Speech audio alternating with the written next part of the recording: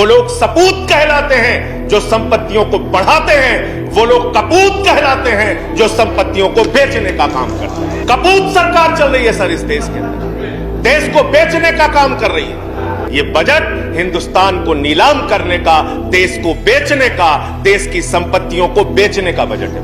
क्या क्या बेच संजय जी कंक्लूड करें। रेल बेच रहे हो, सेल बेच रहे हो, खेल बेच रहे हो, कोल बेच रहे हो, LIC बेच रहे हो, बैंक बेच रहे हो, एयरपोर्ट बेच रहे हो, पोर्ट बेच रहे हो, FCI बेच रहे हो, बिजली बेच रहे हो, पानी बेच रहे हो, सड़क बेच रहे हो, BPCL बेच रहे हो, पूरा हिंदुस्तान बेच रहे हो। इस देश की संपत्तियां किसी की निजी संपत्ति नहीं है। इस देश की संपत्तियां हिंदुस्तान के 130 करोड़ लोगों की संपत्तियां हैं मान्यवर। ये रेल, ये सेल, ये BPCL, ये LIC, ये बैंक, ये एयरपोर्ट, ये किसी की निजी संपत्ति नहीं है, बल्कि हिंदुस्तान के 130 करोड़ लोगों ने अपने श्रम से, अपने परिश्रम से इन कंपनियों को, इन संपत्तियों को बनाने का काम किया है। वो लोग सपूत कहलाते हैं जो संपत्तियों को बढ़ाते हैं, वो लोग कपूत कहलाते हैं जो संपत्तियों को बेचने का काम करते हैं। कपूत सरकार चल रही है सर इस देश के अंदर, देश को बेचने का काम कर रही है, देश की संपत्तियों को बेचने का काम कर रही है। मान्यवर, इस सदन के अंदर देश के प्रधानमंत्री नरेंद्र मोदी जी ने किसानों का मजाक उड़ाया, उन किसानों का जो पिछले 75 दिनों से आंदोलन पर हैं। 170 लोगों की शहादत हो चुकी है, उनको आंदोलन जीवी कह के मजाक उड़ाया गया।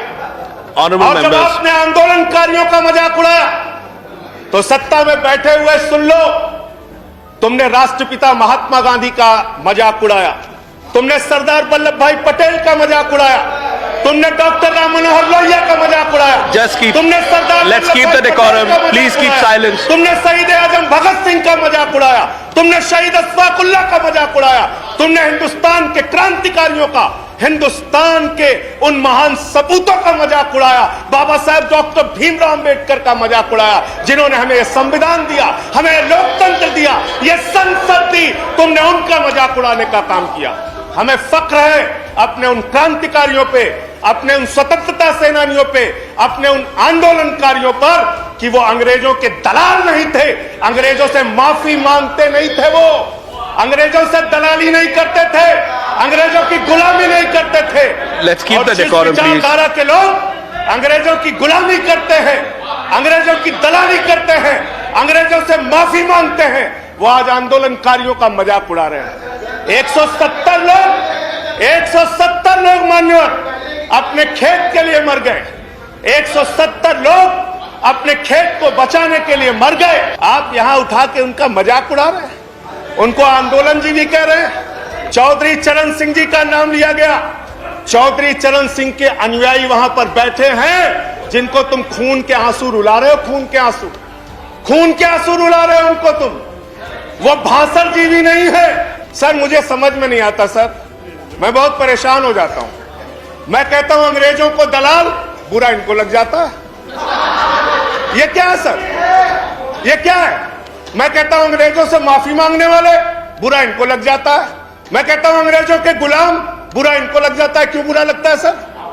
क्यों बुरा लगता है? क्यों बुरा लगता है? अरे सुनो ना, सच को सुनो।